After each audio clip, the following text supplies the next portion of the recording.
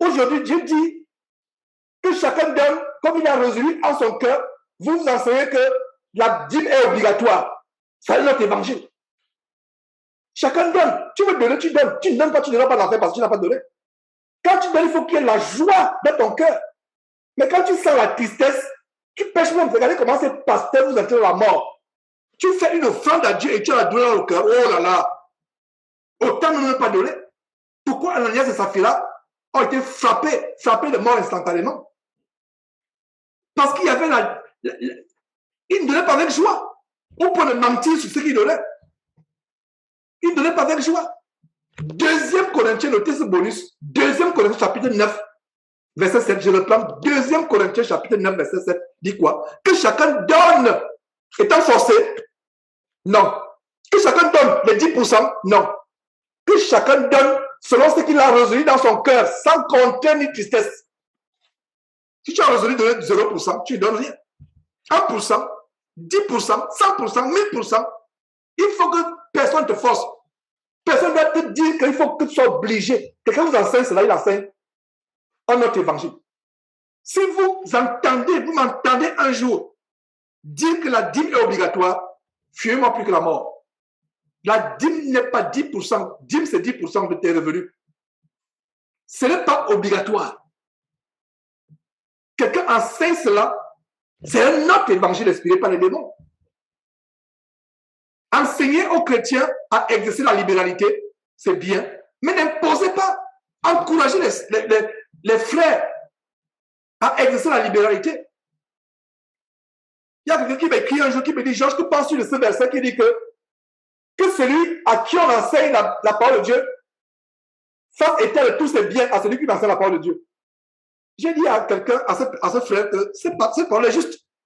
Mais à ce qui me concerne, Georges, je n'aimerais pas abuser de ce verset. Ce n'est pas l'argent des gens qui m'intéresse, c'est les âmes qui m'intéressent. Je lui ai dit que ce verset est pourtant juste. Mais qu'est-ce que vous voyez? Parce que celui à qui on enseigne la parole de Dieu doit faire état de ses biens à celui qui lui enseigne la parole de Dieu. Ce verset est juste. Mais des pasteurs d'imovores, bandits, voyous, escrocs et macros, comme les Camerounais disent, abusent ce verset. Il devient le véritable roi. Il domine sur vous. Vous devez leur dire combien vous gagnez par mois. Ils doivent contrôler vos finances. Ils doivent tout contrôler sur vous. Non. Je ne ferai jamais cela. Votre vie, votre salaire, c'est votre vie privée. Ça ne me regarde pas. Si vous voulez maintenant participer au grand projet que nous avons, afin que l'évangile atteigne, ok. Et vous n'êtes pas forcé de le faire. Il ne faut pas qu'il y ait la contrainte. Et de grâce, ne le faites pas si vous n'avez pas assez de revenus. Occupez-vous de vos familles. Pourvoyez aux besoins de vos familles. Ne prenez pas l'argent du loyer pour aller soutenir Jésus-Christ. Non. Ne prenez pas l'argent de la popote. N'envoyez pas. Occupez-vous de vos familles. Maintenant, si vous pensez que Dieu vous a béni suffisamment, vous reconnaissez que Dieu vraiment a ouvert les portes, etc. et qu'en retour, vous voulez contribuer à ce que cet évangile atteigne le monde. Ok. Mais sans contrainte. Il ne faut pas de contrainte. Et si quelqu'un a contribué à Jésus qui était avec contrainte, oh là là, qu'il se repente. Qu'il se repente. Et non seulement qu'il se repente, qu'il se signale à moi et que je lui rembourse sur le champ la malédiction qu'il a envoyée. Parce que c'est une malédiction.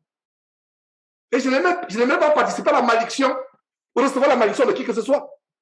Je n'aimerais pas recevoir votre malédiction.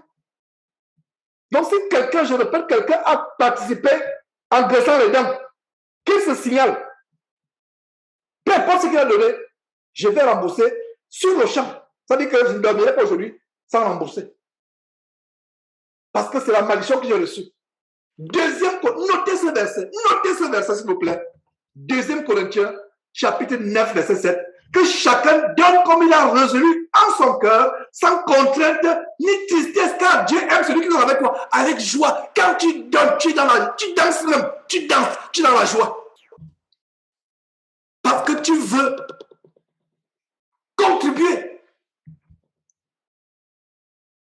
à ce que tu as découvert, les autres découvrent aussi. Les autres découvrent. Combien êtes-vous aujourd'hui qui avez découvert le vrai évangile? Avec toutes les chaînes qui ferment. C'est pour ça qu'il faut des stratégies pour contourner YouTube, pour contourner Facebook, afin que l'évangile soit porté au monde entier, sans plus qu'on soit dépendant de YouTube et de Facebook. Et si maintenant, un jour, YouTube tombe, Facebook tombe, donc ça veut dire que l'évangile aussi est tombé, n'est-ce pas? Ah, vous voyez là, je vais en venir, n'est-ce pas? Donc, il y a du travail. Il faut encourager les frères à la libéralité.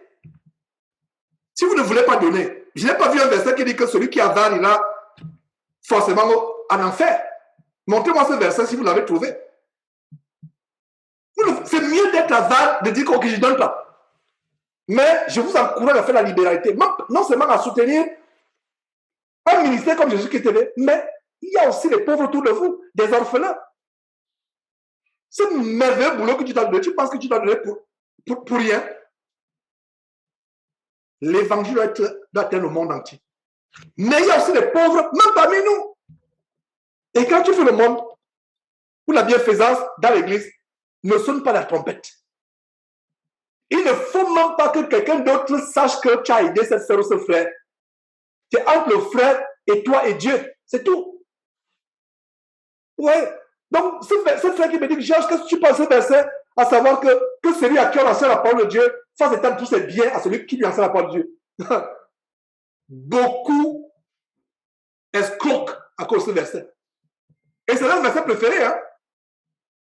Ils n'aiment pas que la femme doit se voir la tête. Ils n'aiment pas que la femme doit enlever les faux cheveux sur la tête. Ils n'aiment pas ça. Mais ils aiment seulement le verset qui dit que celui qui enseigne fasse étendre ses... Ils ont leur verset clé. Parce que s'ils commencent à enseigner que la femme doit enlever les faux cheveux sur la tête, les femmes vont fuir. Les femmes vont fuir et l'église sera vide. L'évangile que je prêche n'est pas populaire. C'est pas un miracle que nous sommes aussi nombreux ce matin. Ce n'est pas l'évangile populaire. L'évangile dépouillement. Vous voyez? Donc, un autre évangile. Quelqu'un vous enseigne, qu'est-ce qui m'amène à ouvrir cette parenthèse?